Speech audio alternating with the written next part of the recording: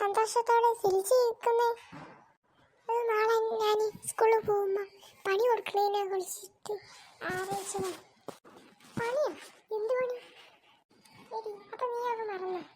ഇവിടെ കോഴിക്ക് പണി കൊടുക്കുന്നില്ല, അതിനെ കുറിച്ച് ആരായിരുന്നു? ഞാൻ വിചാരിച്ചു